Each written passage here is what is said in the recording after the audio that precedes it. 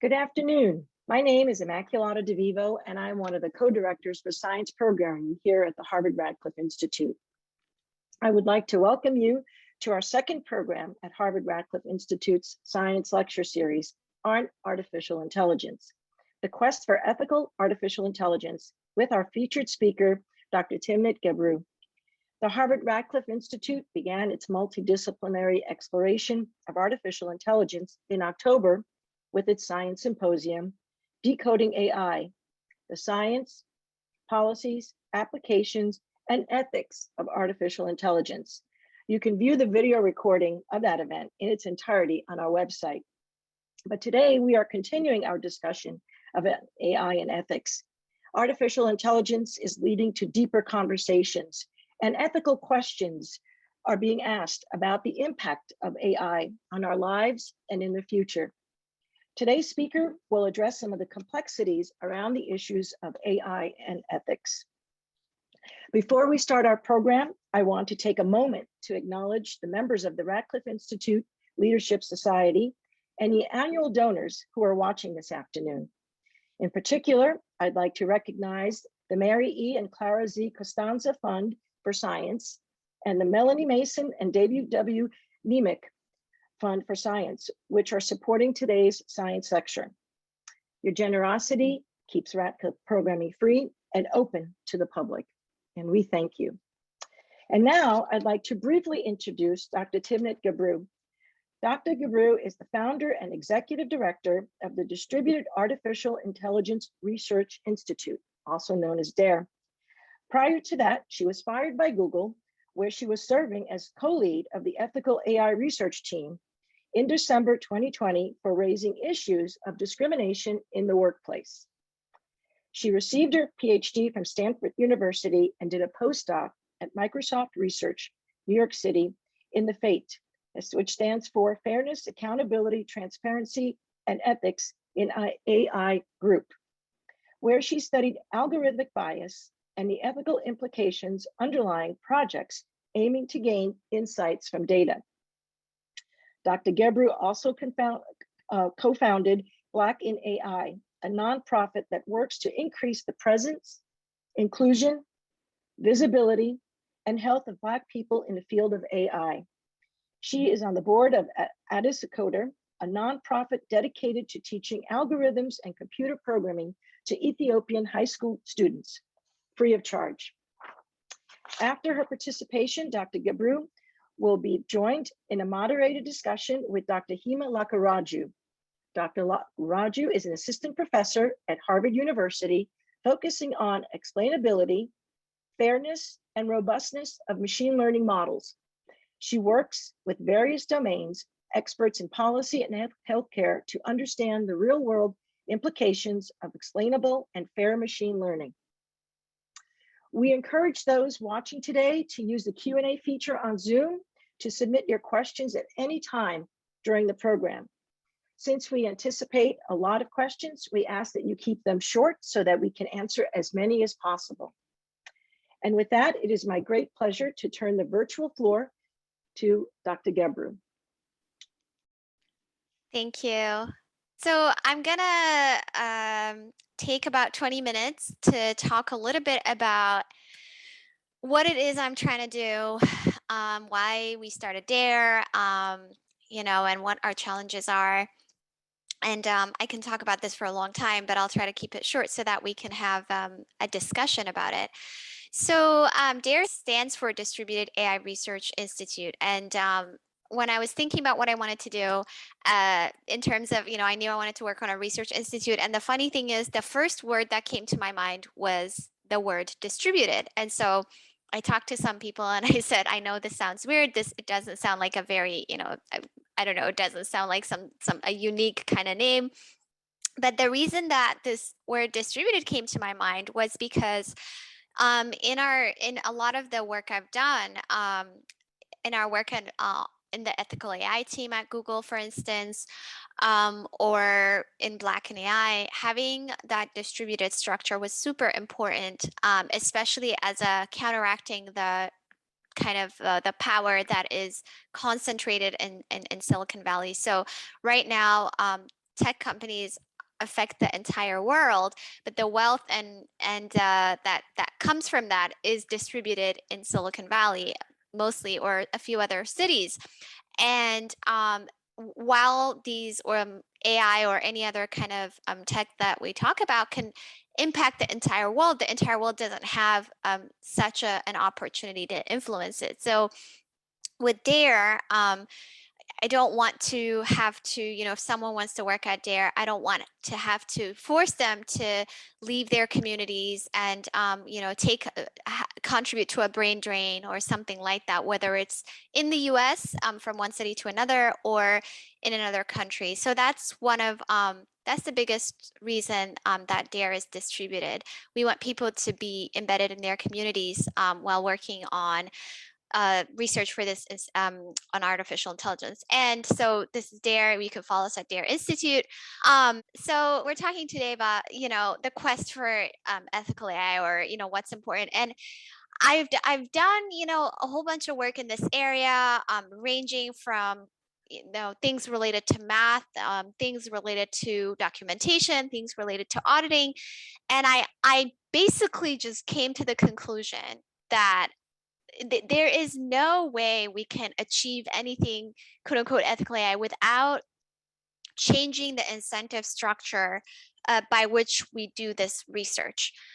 So that means, if you're in a corporation, labor laws. If you have workers who are working on something and they don't have any protection when they speak up or when they are trying to steer their organization in a different direction, whether it's in academia or industry, for instance. So I wholly support graduate students unionizing. I really hope this happens. There's no way you're going to get ethical AI, right? So if you're a PhD student at Harvard, let's say, and your entire life is controlled by your advisor, and whether they're nice to you or not, they can do whatever at their whim, right?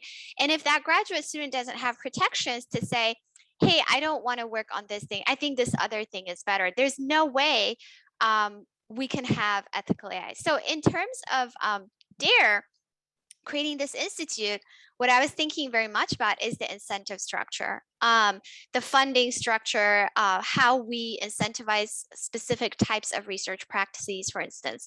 So in terms of funding in AI right now, our biggest sources of funding are two sources. We have the military that's basically interested in military things. So if you look at the history of AI, a lot of stuff like self-driving cars or machine translation, which I'll talk about later, or something like that, it always has to do with the military being interested in these things. So we see things like DARPA funding, the robot cops, which now, later on, we are now seeing these robots being deployed at the US-Mexico border, right? So if we want to have a different outcome, we need to start from the incentive structure, starting with the funding. So where are we getting funding from? Is our research going to be funded by the military, which is mostly interested in, how to kill more efficiently, how to, be a superpower compared to other countries, or corporations, which are mostly interested in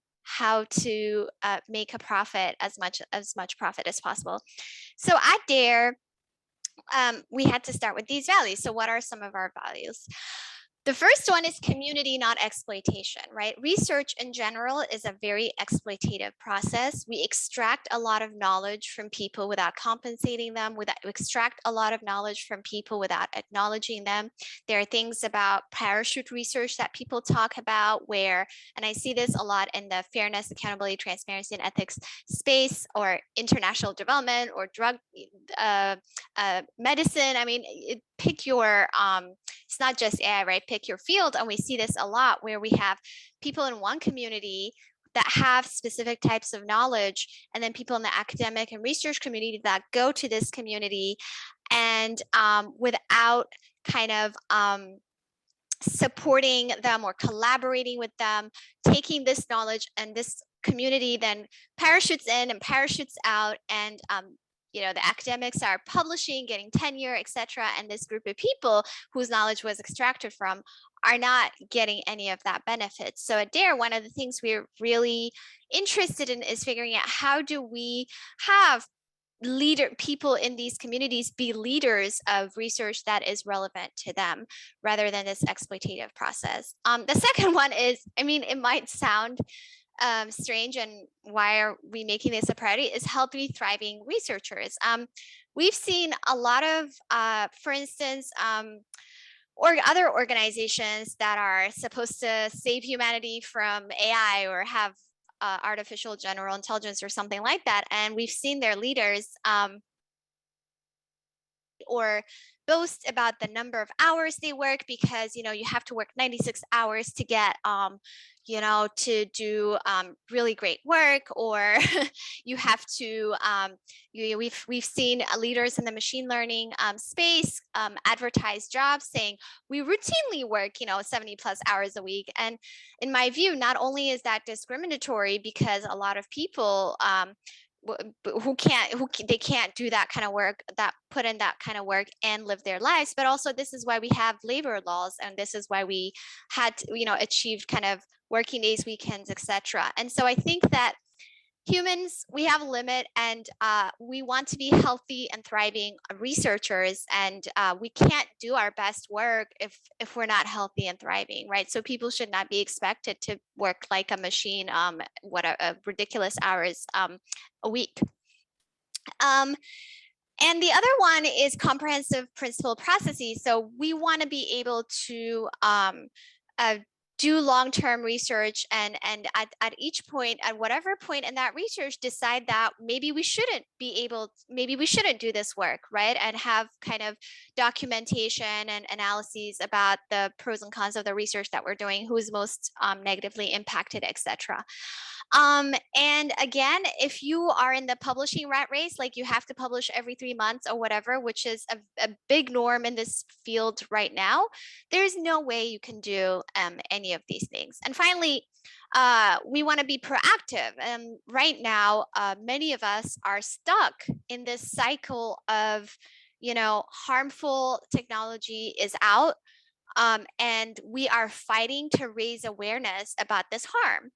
And then the people who perpetuate this technology move on to the next thing. They're not required to prove that there is no harm before they put out this technology, and we're stuck. We are required. We have the burden of proof. And then take face recognition, for instance. We've been talking about it for many years now, at least 5 years,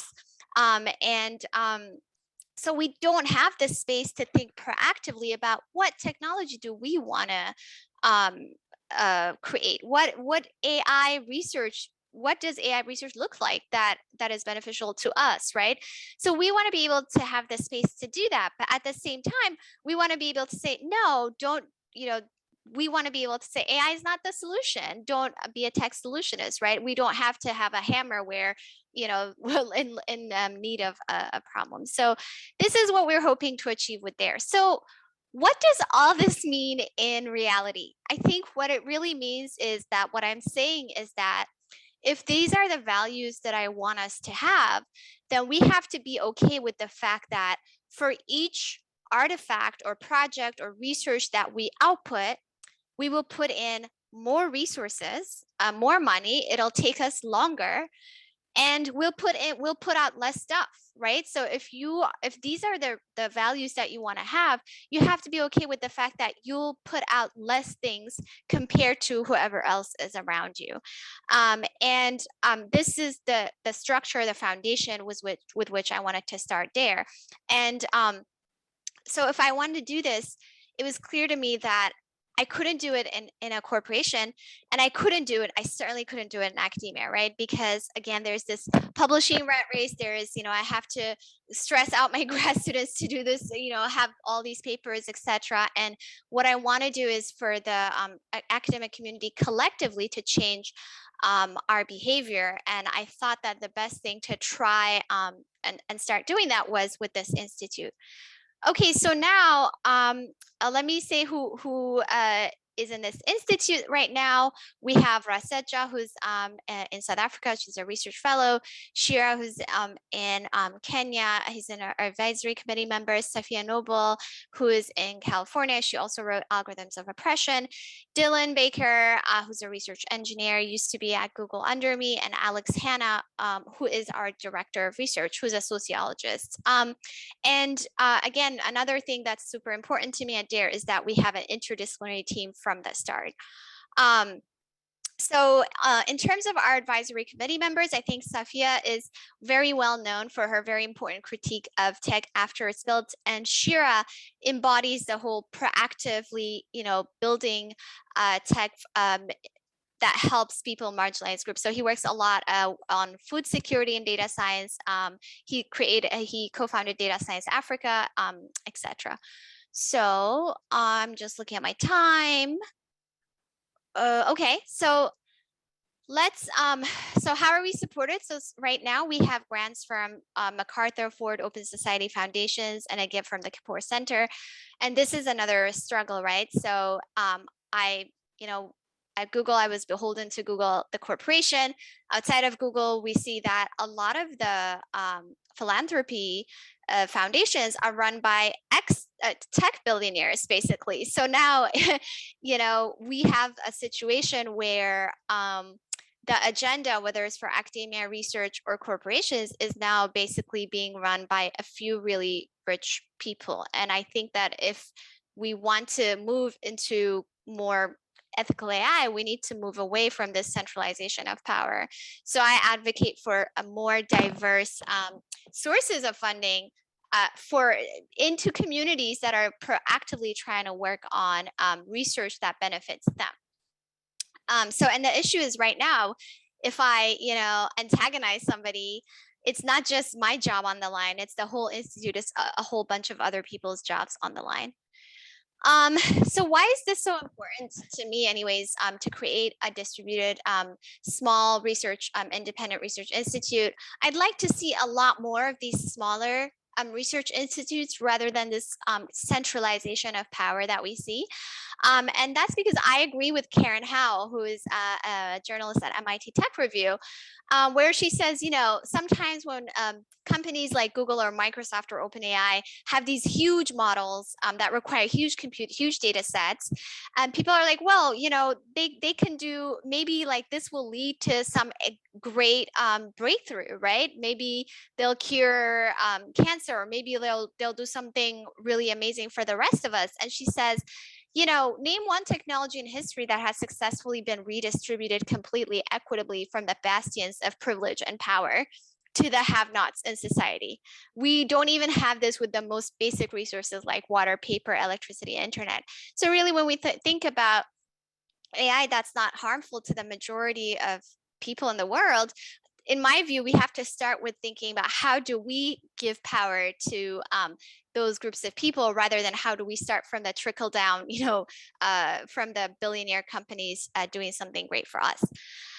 So I wanted to talk a little bit about, if what I imagine, if we have that process where we value community, where we value community, not exploitation, for example, what kind of things would we be able to see?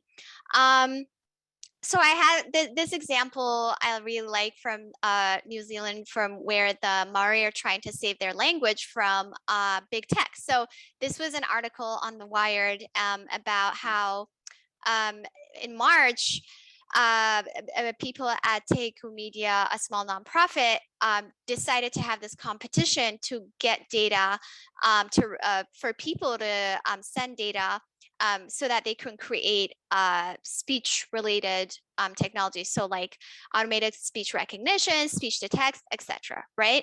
So they gathered a lot of data in a few days, I believe, and then there was this company, Linebridge, that tried to that wanted to license their data. This American company wanted to buy the data.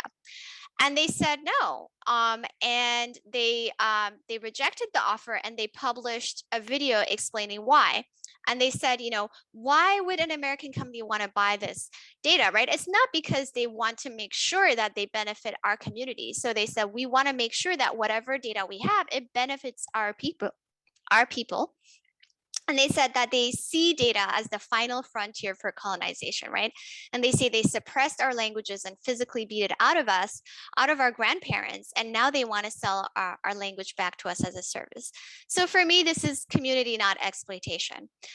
Right. And so going back to the history of AI in general, and for instance, language related technology, I highly recommend this article. It's actually a summary of a paper about machine translation and how it shifts power, right? So this talks about how the history of machine translation is not really, thinking about how do we most benefit people. It's thinking about, it starts from the Cold War era, the US-Russia, quest for dominance. And so if we want a different, solution, if we want to arrive at a different conclusion, we have to start at from a different motivation. I think it's very difficult to start from a motivation saying, how do we beat China or something like that, in a very kind of militaristic motivation, and then arrive at something that is kind of, beneficial to society. So in this article, it says, the most important thing happening in Silicon Valley right now is not disruption.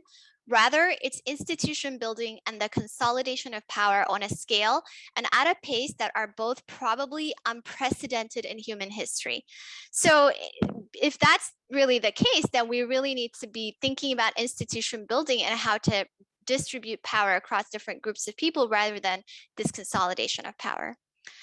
Another example I can give is this project from my former colleague Ernest and his friends, his colleagues in Uganda, where they were doing cassava disease diagnosis. So here, cassava is a very important food crop, food security crop in sub-Saharan Africa. It's grown by many smallholder farmers, and especially now that this continent is going to be is at the forefront of the climate catastrophe, it's very important to have higher yields for this crop, right? So current model of diagnosis is expensive. It takes people a long time to go from place to place.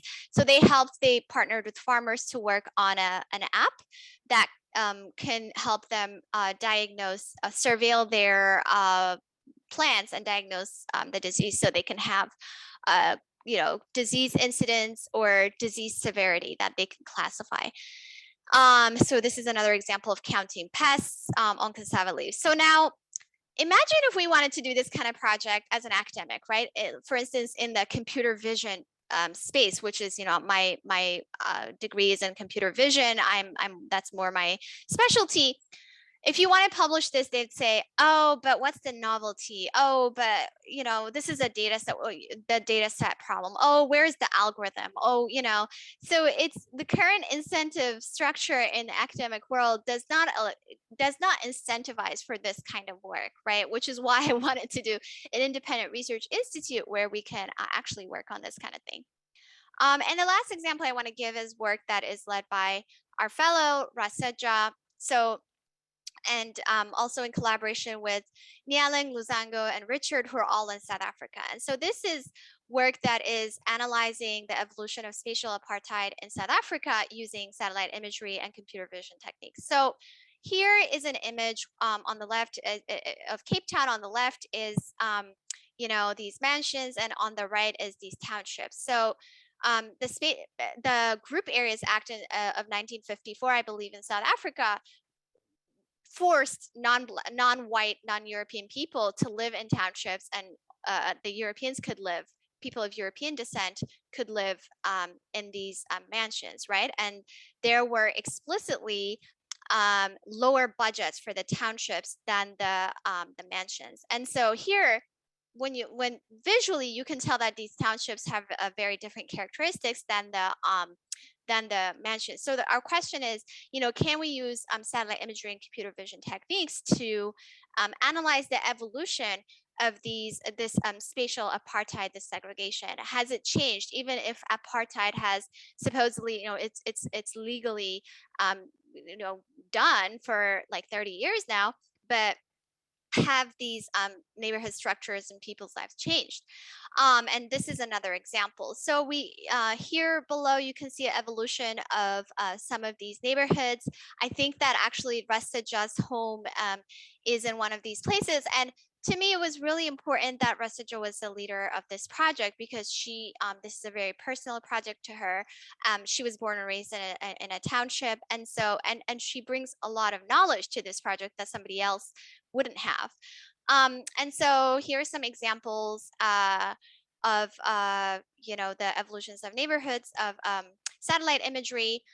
So what we can do is, for instance, we can try to classify different kinds of neighborhoods and see how they've changed. So for instance, here is a like a plot. So if you look at, for instance, we're asking, okay, in 1 year, like 2017, how have different neighborhoods changed, right? So for instance, we can say that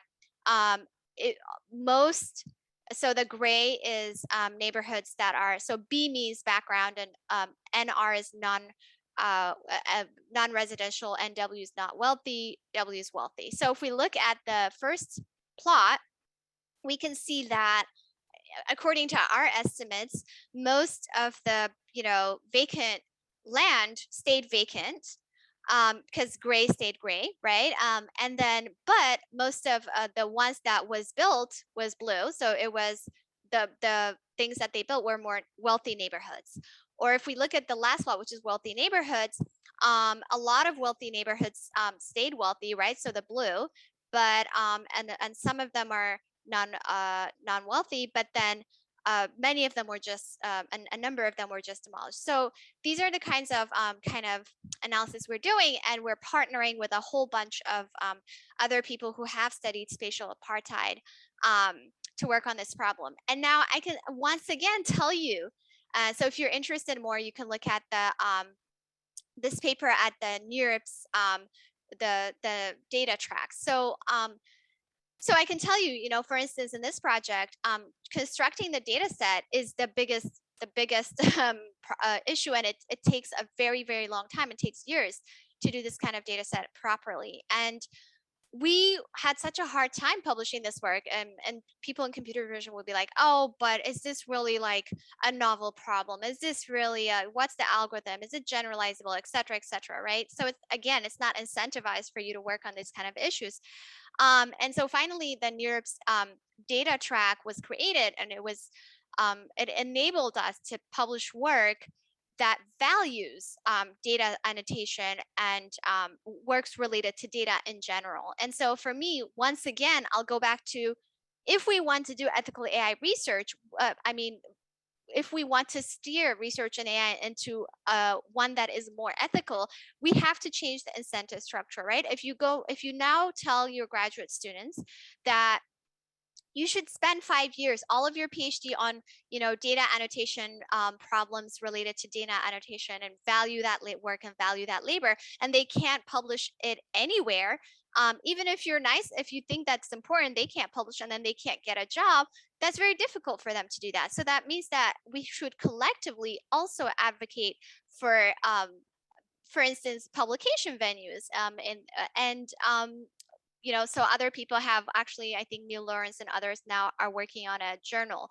So I think that in summary, I'll say that if we want to have more ethical AI research, we have to focus on the incentive structures, the institutions, the funding structures, etc. And so with that, I will stop and invite Hema so that we can have questions. All right. Thank you so much for this amazing talk, Timnit. This was such a, you have hit so many points that are so close to my heart. And of course, sure, several of our audiences who are listening to you here. So let me kind of ask you a quick follow-up question. So what is your vision for DAIR in the next 5 years? Like, what kind of impact would you like to see DAIR making in the next 5 years?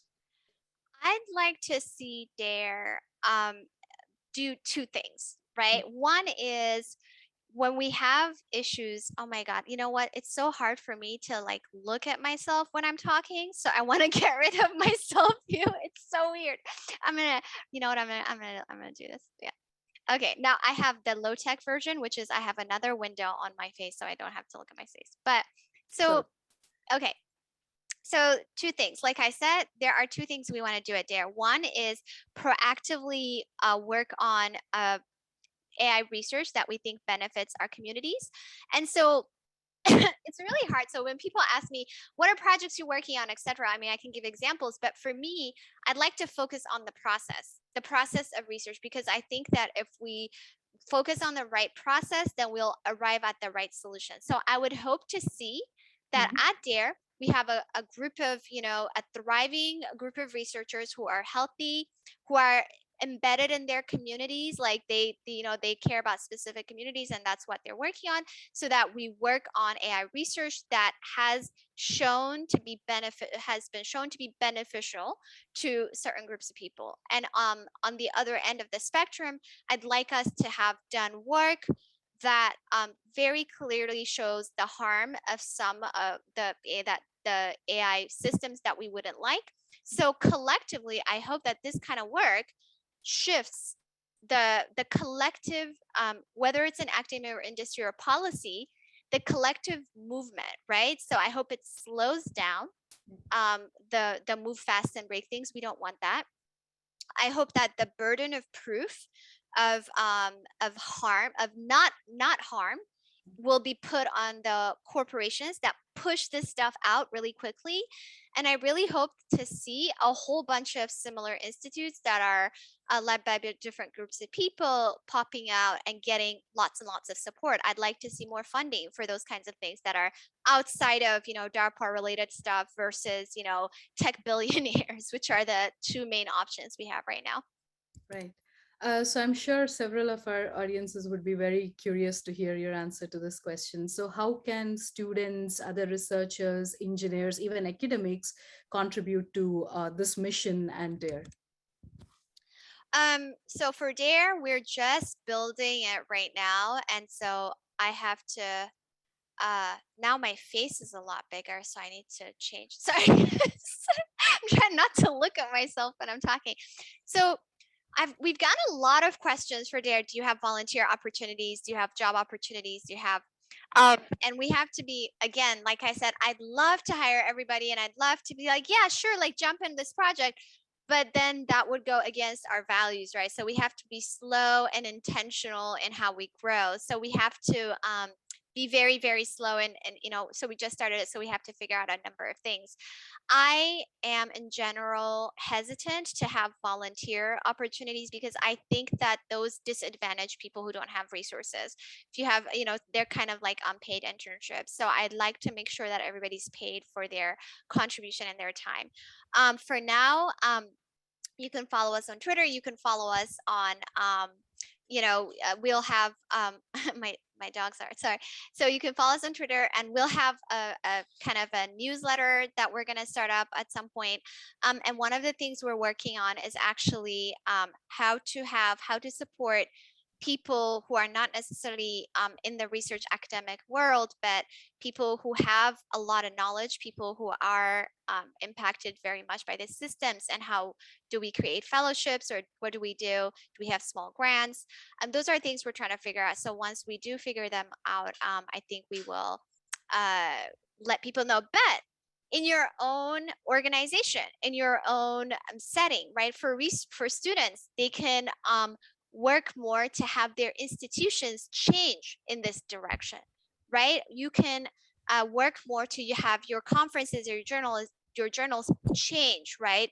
Don't have this like I have to publish every God knows like every 2 months before I even have my thoughts right kind of idea, right? And it's difficult because this requires collective action, right? And because you need to obtain collective power.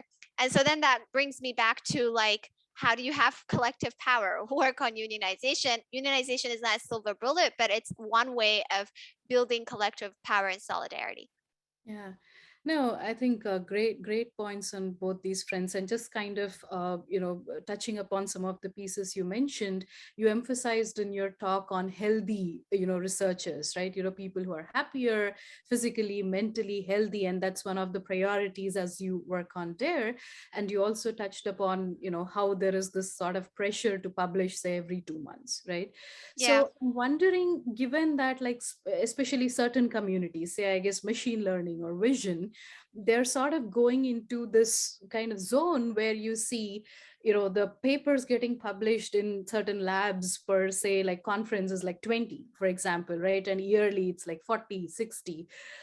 So what is your take on, like, what's a good way to sort of, recalibrate the community to doing research the right way, as you believe? Like, what Yeah. you just mentioned, like, collective action, but in this space, in this field, what can we do to make things better in your Yeah, perspective? I think this just really needs to change. I think there is a norm in some labs where literally it's like the agreement is I give you money, you put your name on my paper.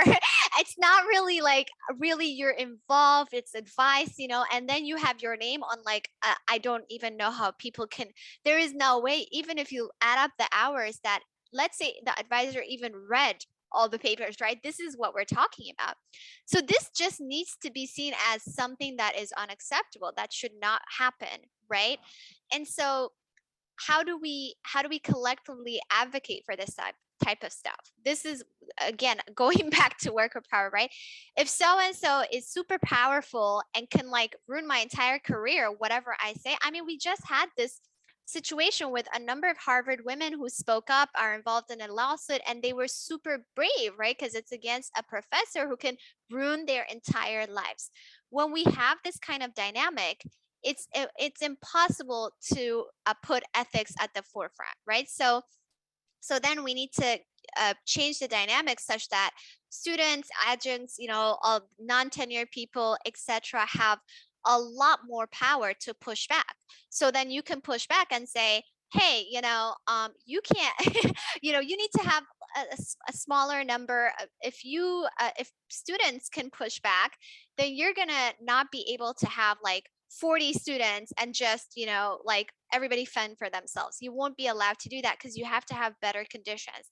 And when you have better conditions, then that leads to a different kind of work output, right? So I think it goes back to what are we incentivizing our institutions. And I know like some conferences like AAAI have I think they have like a limit of 10, but it's still like 10 papers from one like with one person's name at a one conference. This is just not something I would. So I think we should also collectively um kind of reward certain kinds of work. So right now in the research world, there are a lot of different things that need to be done. There is papers that need to be written, but that's the end result after you've done all of this work. Then there is all of the reviewing that needs to be done. You should put in as much work as each paper needs to be reviewed, but that's not valued. There's community building, right? There is community building of different communities for research. There is education of different communities. So I think it was Carrie Wagstaff who wrote this machine learning that matters keynote at ICML 2012, and I heard it wasn't that well received, but her short paper that I saw based on her keynote, it was exactly like that. There are many different things that need to be done in the, whether it's research, whether it's product life cycle, etc. And when we hone into research, only particular aspects of that work are valued, right? And when we look at workplace, emotion and labor, all of the work that today is supposed to be International Women's Day, right? All of the work that you do that is so important is not valued. So as a community, we have to value and appropriately compensate people for that work too. And I think unless we do that, we can talk all we want about, ethics and etc. It's not going to happen. Yeah, no, great point. And so we'll now take some questions from the audience. Again, as a reminder, please use the Q&A feature at the bottom of your Zoom screen to ask us any questions. So some of the questions that have come up are about incentives, right? Like, which is basically touching upon the point that you were just bringing up. So a bunch of folks are actually asking, so how can we sort of align these incentives? Let's say whether you work inside a corporation or in academia, as you're sort of navigating this path as a student, or a tenure track professor. One of them is regulation. I also see a number of questions about regulation, right? If regulation, I think, helps people align incentives. So as a corporation or as an institution, you might be thinking you could be incentivized to be extremely short-sighted. So, I want to make as much money as possible, or I want to put out as much, I need to fundraise, whatever. A regulation collectively says you can't do that. You might want to prioritize this thing, but you need to prioritize this other thing. So for instance, this has happened in all prior technologies. It's not just AI, right? When you look at car companies, Mar Hicks has this great short op-ed on Wired talking about how, I think the title is Facebook's fall from grace looks very similar to the fall from grace of the big three US car manufacturers. And so for a long time, people were excited about this new technology, etc. Ford was engaged in union busting because the workers were trying to unionize, and at the same time they were making very unsafe cars. Pollution was high, and all of these things, and they were skirting regulation, right? They wanted to convince regulators that they don't need to be regulated. They have regulation. Seatbelts weren't legislated for a very long time. You had car companies using these stereotypical adult male dummies for accidents, and so accidents were disproportionately killing women and children. And so if you look at this, right, and you say, oh, we don't need regulation to say, before you put a car out there, you have to prove to us that it's safe. You have to do this, right? It's not like if you find an issue, you have to fix it. It's not just that. It's like before you put it out there, you have to prove to us that it's safe. We don't have anything like that for AI, for tech. Why, right? And so right now it's like, I have to prove to you that what you're doing is harmful. You don't have to prove to me that it's not. So unless we have that kind of regulation, there is no way, in my view, absolutely no way we're going to go to ethical AI. It's not going to happen. And then I think this is very, very, the reason I always bring it back to labor laws, it's very, very clearly tied, because many times the current AI boom is very, very tied to how much money you can make. Because if you can automate everything, that means you don't pay anybody and all the profits go to you. There's no cost of labor, right? That's the reason that a lot of corporations are into it. But the problem is that there's an inflated amount of money that they're making right now because they're not paying people. They're not paying the automation is not really, so much automation because there's so many people out, for instance, annotating data sets. When you look at things like social media, there are so many people who are needed to keep it safe, to look at all of this content, to filter it out. But these people are incredibly mistreated, unpaid, right, or completely underpaid. There was just this Time investigation that talked about content moderators in Kenya, and the horrible conditions that they were working in. They were paid like, I believe, I don't even know, it seemed like a total of like maybe a couple of $1,000s a year from this company that has. And Siddhartha Suri and Mary Gray have this book, Ghost Work, that talks about how Silicon Valley is creating a global underclass because of this. Now, if we did not allow for those kind of rampant, illegal, horrible, maybe it is legal, but if it was illegal to do that, and if we had huge enforcement, you wouldn't be able to proliferate harmful AI so much, because you would have to pay all the people. You wouldn't, and you would think twice before you have AI as a solution because, oh, you know what, actually it costs a lot of money to do this thing because I'm paying the people, right? So so in terms of aligning incentive structures, I 100% think that regulation is the #1 thing we should be thinking about. And ethical AI in itself has become like this very broad umbrella term to refer to everything and anything, right? Like, for Yeah. example, you know, even a paper that proposes, say, an algorithm is like Yeah. itself as an ethical AI work. So in your perspective, how do you view the phrase ethical AI? What does it refer to? It's very interesting because I think it's actually, this is a term that Meg came up with to when she founded her team, right, at Google. And I remember we did not like the term AI ethics because it's like a thing that's separate from AI, you know? So it's like there's AI and then there's AI ethics. I didn't like, you know, I'm not an ethics, you know, I didn't do philosophy, or so I don't, that's not how I view myself. And then we did not like the terms like AI for social good, because then that's like, so you're saying that AI for social good and then there's AI for social bad? Like that also didn't make sense to me. But so what we were saying was like, I want all AI to be good. If it exists, it should be good, like good AI. You know what I mean? So that's how we talk. You know, we talked about ethical AI. Like we just want AI to be. You know, that's what we want. So for me, honestly, it encompasses everything. I have a much broader view of what I consider to be. I don't differentiate between so many of these terms. You know, people say AI bias or whatever. I just want to reduce the harms. I want the harms to be reduced, and whatever that means. Like it doesn't have to be machine learning, algorithmic kind of solution. Many times maybe that's not what it is, right?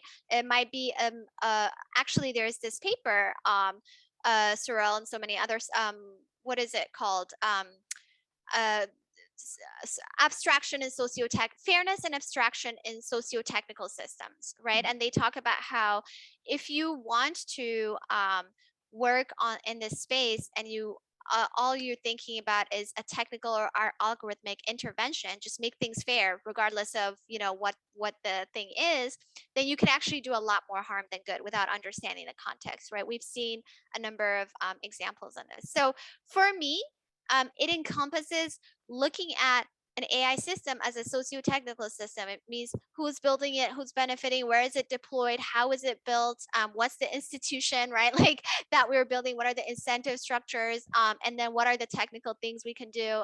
It encompasses all of those things, which is why I think it needs to be an interdisciplinary work. Right. Yeah. And there are a few more questions. And one of the audience questions asks you, what are the 3 things that leaders should do today to move towards having ethical AI practices? I think that you should, #1, advocate for regulation. You might think that you're the good one, so you don't need it. You know, we're the good ones, but no, because that helps everybody move at a specific pace. Whereas, you know, there's different kinds of incentive structures.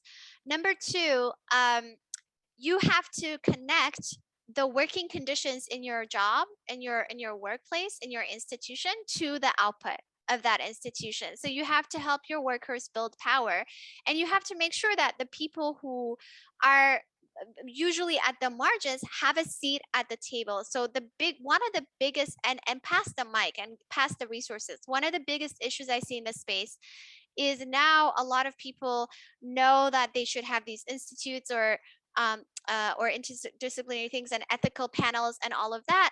And you still see it is all the same privileged people who got us into this place who are just in these ethical panels and in these ethical whatever things, right? That's not going to get us to the right answer. You need to make sure that the people at the margins are the ones driving and are the ones kind of at the center. So that's the second thing. And the third thing is that, so again, we need to have the incentive structure to do this, but you need to slow down. Slow down. Think about, you know, we have a lot of different resources, like we have data sheets for data sets, data statements for NLP, we have model cards. Slow down, document. We have kind of a lot of guidelines on how to document the reasons you did something. Like for instance, if your data collection for your model, how did you do it? We have a number of questions. We have guidelines for the workflow. If you put out a model, test, there's different guidelines that we have for how to test it, how to communicate, right?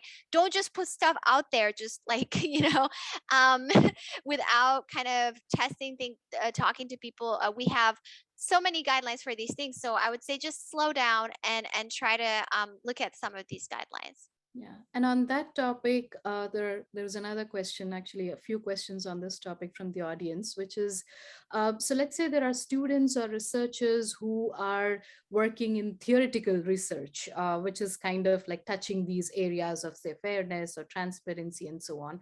So what do you see their role is in this big picture of getting us to, ethical AI? Well, I think, one of the most important things that I want to bring across for people is that everything is value laden. That's what we need to understand. I can't even believe this was a controversy. So there was a whole thing with Jan LeCun, right? A while ago. I don't even want to revisit, where he kind of insinuated yeah, the bias is just in the data. You don't have the bias in the data, and it's simple, kind of thing. And then when people were saying that, well, researchers have to be super careful about the way they annotate data, etc., and he's like, not so much researchers, but engineers. This is just not true. A lot of the practices, the things that we do in research just directly move into product. And I can name so many examples here.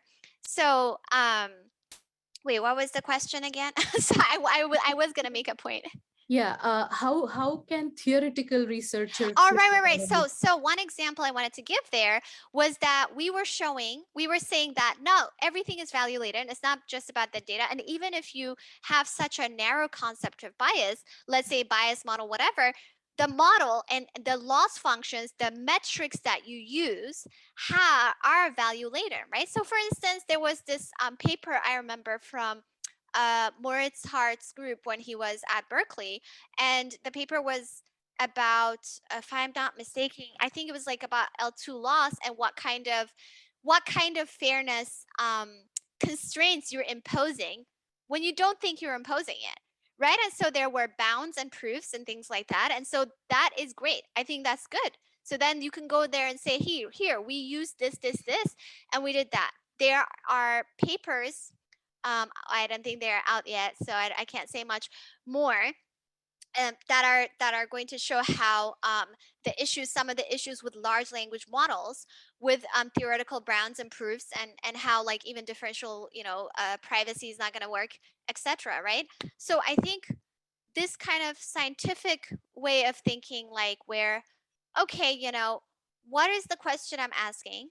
How am I trying to answer it with in a theoretical sense? Mm-hmm. And then perhaps we can do experiments to see where we are in these bounds, like physics, right? I'm doing theoretical, and then you do experimental physics. I like that. The thing I don't like is that, again, there's this kind of wave of oh, fairness is great, fairness is a hot topic, so let me just do fairness. And so there's fairness GAN.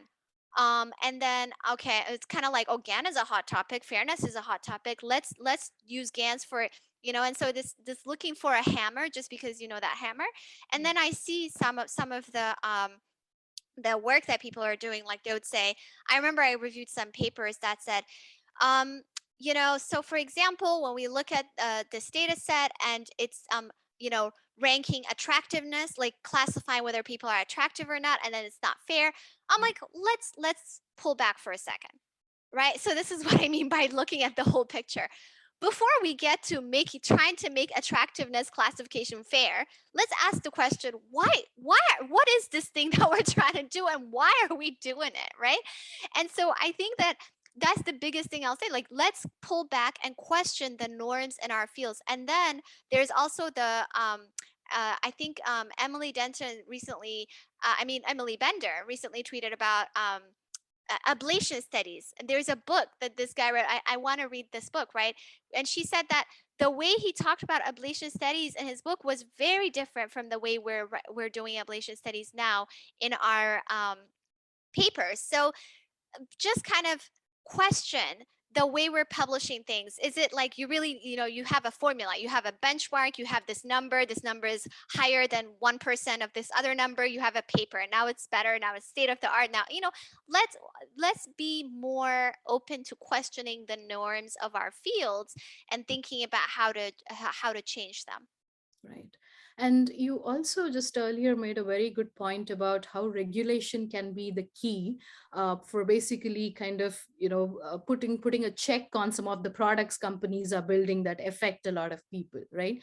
And there are also a bunch of audience questions about what about the incentives on the side of, academia or research processes? Because as you mentioned rightly, some of this is also, controlled by, or at least they have some influence from the side of the funding partners, and the other is kind of controlled by how the field norms are set, right? Yeah. So are there any incentives that can be sort of like, put in the structure?